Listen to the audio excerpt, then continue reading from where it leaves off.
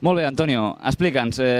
Avui tu tens una queixa. Què és el que ens vols explicar? La primera queixa seria de que els estants que estan formant la fira del comerç no tenen accessibilitat. Tenim una barrera en la qual no podrem accedir dintre de l'estant en un problema que estem luchant per fer la millora en els comerç d'Esplugues. Llavors no se tenen en compte, se fan estudis tècnics de l'Ajuntament i no compten en aquestes barreres que tenim per accedir a aquests espacis públics, no solament en l'estant del comerç, sinó a les botigues d'Esplugues.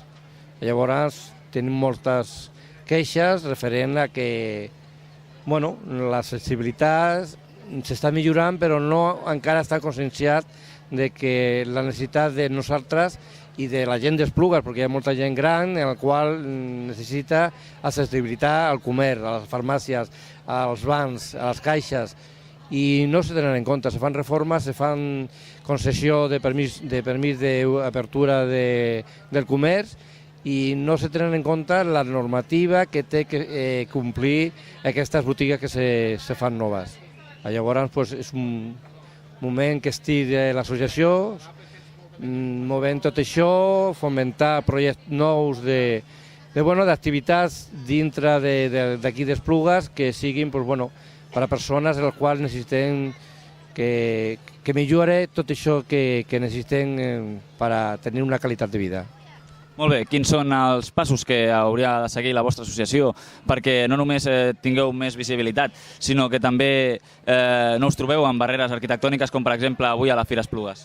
Pues los pasos sería fer una petició, fer un registre d'aquesta demanda, de que ja se l'ha comunicat a l'Ajuntament, al consistori, tant a la regidora de Benestar Social com a l'alcaldessa Pilar Díaz, de que ens trobem en aquests problemes. En aquest cas és evident, el comerç ja té problemes d'accessibilitat i encara s'ha fet una fira amb problemes d'accessibilitat. No se tenen en compte les normatives que s'han de complir. Llavors és això, fer accessibilitat a tot el comerç. Comerç, espais públics, un país municipal. En l'espai de Joaquín Rosal tenim un obstacle, és municipal, i ja tenim una trava aquí d'un obstacle de poder accedir a aquest espai de l'Ajuntament. Tu, a veure, què és el que penses? Que encara estiguem a l'any 2017 i encara ens trobem amb aquest tipus de dificultats. Per què creus que passa això encara? Perquè el consistori i les persones que s'encarreguen de llevar tot això a cabo, que hi ha una llei que s'ha de complir, no lo tenen en compte, no estan sensibilitzats als nostres problemes.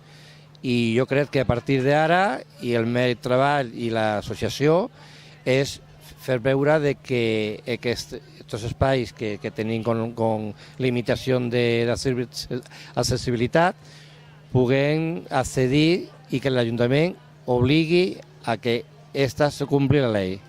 De fet, avui estem gravant l'entrevista aquí a peu de carrer, no hem pogut gravar-la a l'estand perquè el nostre company amb la cadira de rodes no pot accedir a l'estand perquè precisament hi ha un obstacle, una barrera arquitectònica, hi ha un esglaó.